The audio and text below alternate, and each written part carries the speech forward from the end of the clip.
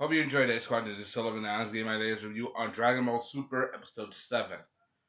Oh man, this episode that really get its mark. He earns its mark. Alright, first of all, now that Beerus is annoyed and he's ready to blow up the Earth. We all know how Beerus is. And most of it is all because of a pudding cup. All because Boo wouldn't share his pudding because he had to be greedy, especially with a god like Beerus. So basically,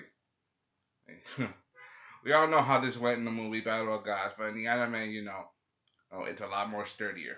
One of the things I gotta like about the fighting, even though it was one-sided, because it's Beerus, the fighting. I like the pacing. The fighting was it was a lot slower than the movie. Hey, the movie, it took like 4 minutes. It took less than 5 minutes for Beerus to kick the asses of all the Z Warriors. As as for the series Dragon Ball Super, and the progression, shit in the animation is a lot smoother. It's a lot longer because this isn't a movie. This is an actual series. So they're not cutting corners, and they're doing their best. They're doing a long pacing progression for the episode. It's a lot longer. Uh, I liked how when Gotenks, he was one of the people who stepped up to fight. I mean, Gotenks, he was being treated like a child. I mean, he is a child technically, but Beerus knocking him down a bag, and and I like how they talk to each other, saying how Beerus calling him a child, but he calls Beerus a child because what kind of person throws a tantrum over a pudding cup?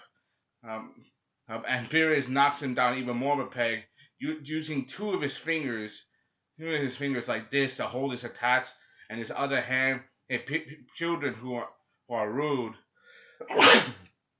Excuse me. Children who are rude should be punished. And he keeps saying the word punish, punish, punish over in Japanese. He, he's him knocking him down a peg was definitely very unique. Hey, Android 18, Tien, Piccolo all tried the same way, but Beerus knocks him out with just his energy. He doesn't even lift a finger, and the way he looks, Beerus is so composed. Knows the way he is, barely batting an eye. Like that proves how badass Beerus is. And this episode shows it in a way. One of the things that took my notice was Dende. Dende being the guardian of Earth. He has a responsibility.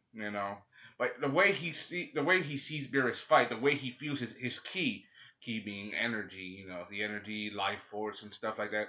But the way he senses from Beerus's ki, even though they didn't explain that in Battle of Gods, that his the ki from humans and earthly life forms are unaffected, and other art forms are unaffected gods.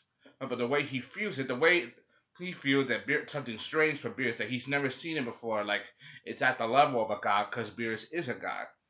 Like even though we don't get a lot of Dende, in Dragon Ball Z, Dende he does help out from time to time.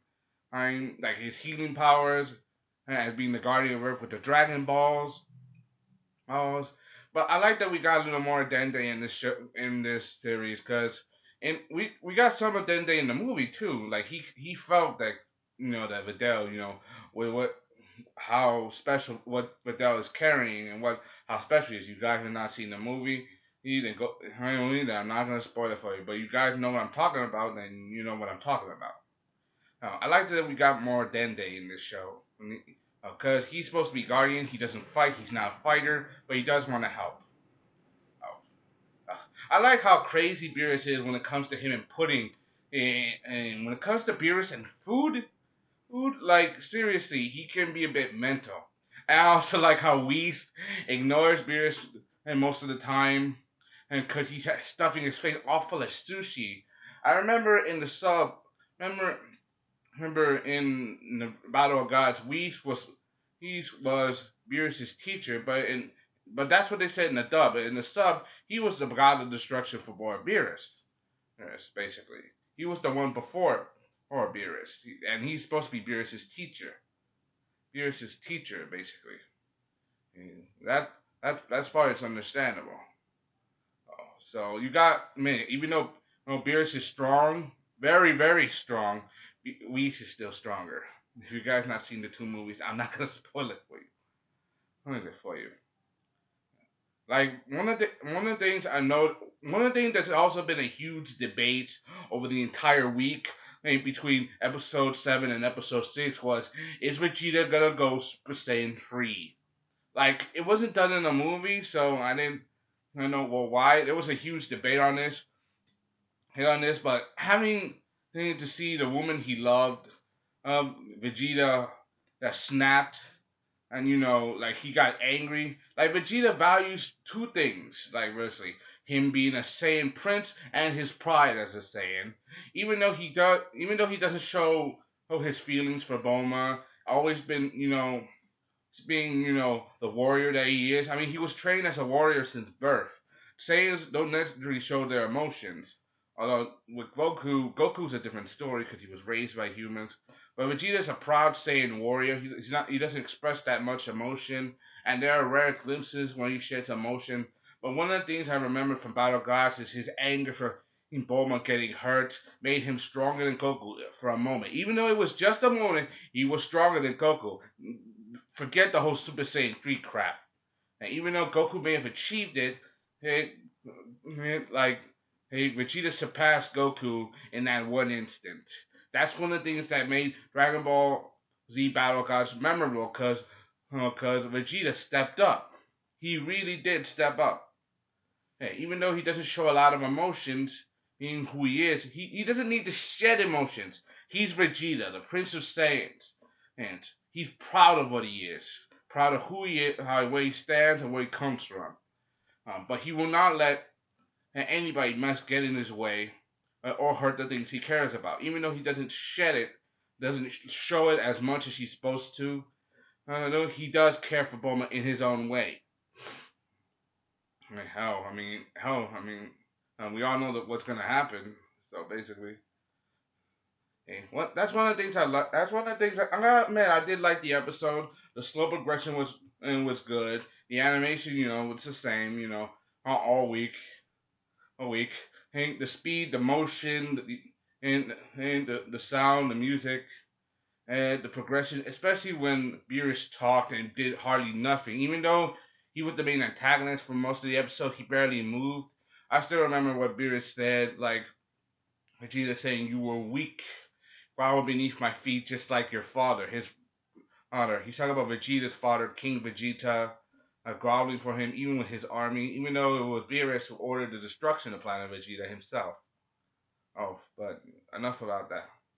Anyway, I like this episode. I give this a 3 out of 5. Nah, screw it, 4 out of 5, cause it was a good, cause it, even though it's not the same as Battle of Gods, it's showing in its own unique way. It was a nice touch. Like, the progression was good. Even though we didn't get to see Dragon Super Saiyan 3 Vegeta, because they didn't do that in the movie, so why not? So they didn't do that in the anime. But I gotta admit, I would have loved to see Super Saiyan Vegeta at least once. Like, even though that's been a huge debate, if you guys guys want to ask somebody else about the issue, go to Forever World and in his channel, he'll give you most of the details. After all, he is the king. He is one of the kings of anime and manga. Hope you enjoyed this part. Comment, subscribe. Thank you. This is Solomon and I gave my latest review on Dragon Ball Super Episode 7. Definitely one of the best episodes so far, and what's to come. Bye.